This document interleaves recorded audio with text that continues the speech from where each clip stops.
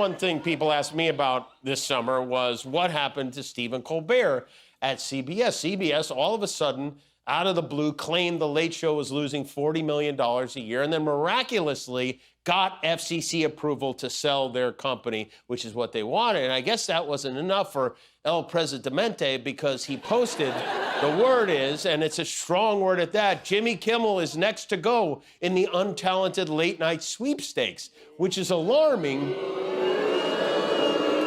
because I don't know if you know this, Jimmy Kimmel is me. And I wasn't the only Jimmy either.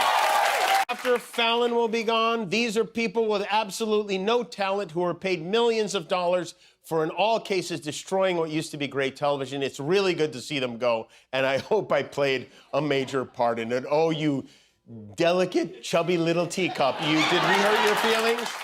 A few moments later. We begin with breaking news. ABC has pulled Jimmy Kimmel Live indefinitely after comments made in the wake of the Charlie Kirk assassination. KTLA's Carlos Saucedo joins us live in the newsroom with the latest on the breaking story. Carlos. Micah Share, as you know, this move is sending shockwaves across the entertainment industry right here in Hollywood.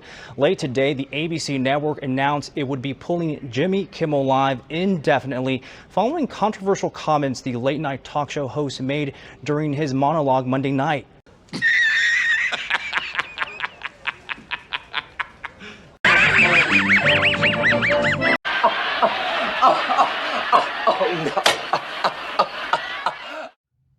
Should I shamelessly mock and make fun of Jimmy's pain?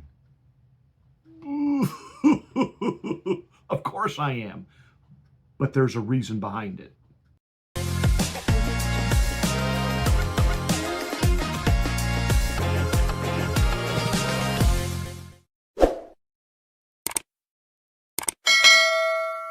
Hi, I'm Pastor Marty. Welcome to the Afternoon Drive. Please make sure that you are subscribed to the channel. Once you are, smack the bell, click the word all. That will give you notification of my rants, my ravings, my undeniably flawless reasonings. Hey, please like and share this video. It's the only way that we can get the word out that we're here. Thank you so much for watching. Thank you for being a part of the Afternoon Drive.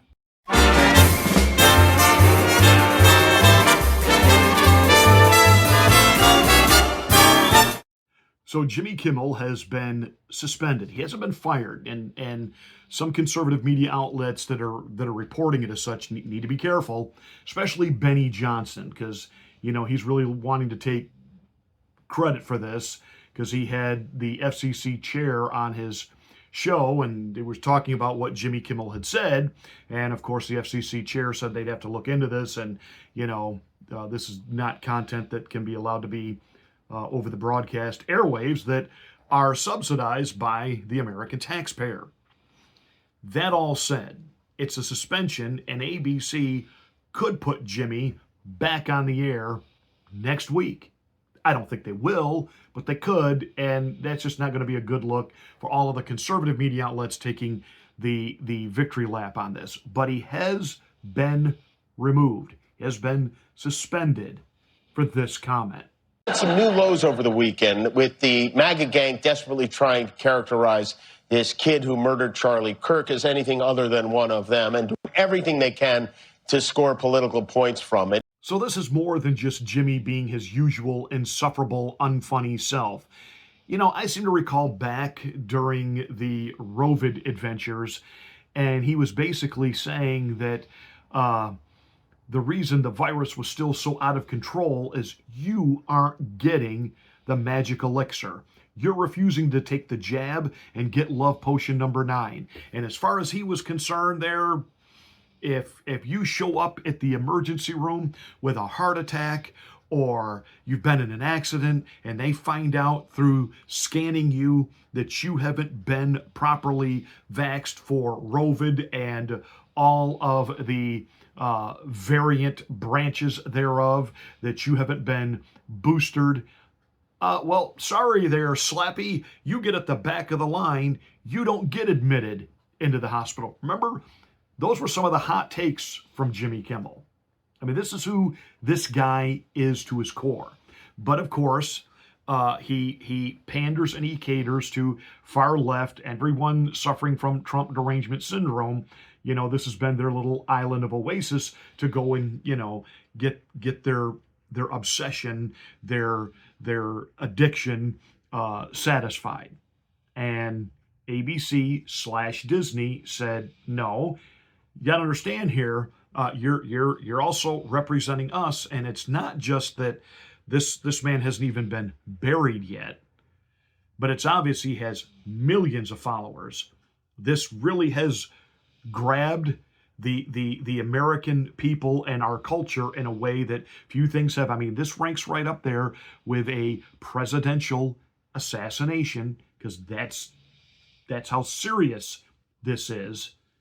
And you are flippantly dismissive not only of what Charlie Kirk's family must be going through, but then you directly assign blame to half the country because of their political ideology, that the shooter was obviously one of theirs with absolutely no proof or substantiation behind it.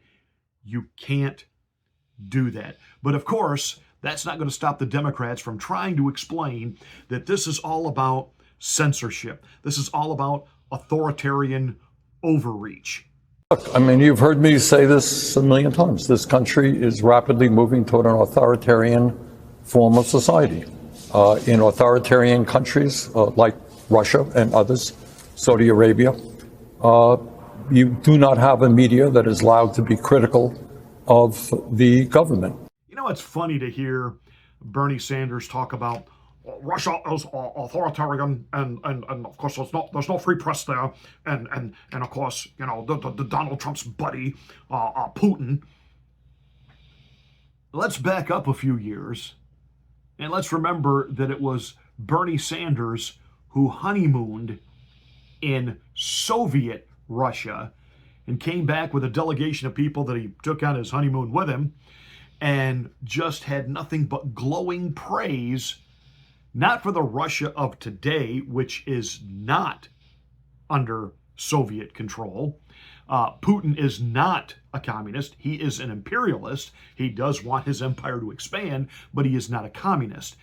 But listen to what Bernie Sanders was saying when we were at the height of the Cold War with Russia, when Reagan was trying to win the Cold War, and Bernie Sanders, in direct opposition to the President of the United States, went to Russia, vacationed in Russia, and then came back as a propaganda mouthpiece for Soviet Russia. I think it's also fair to point out that when we were in Moscow, for example, I think most of the people here also were extremely impressed by their public transportation system. The stations themselves were absolutely beautiful. Including many works of art, chandeliers that were beautiful. It was a very, very effective system.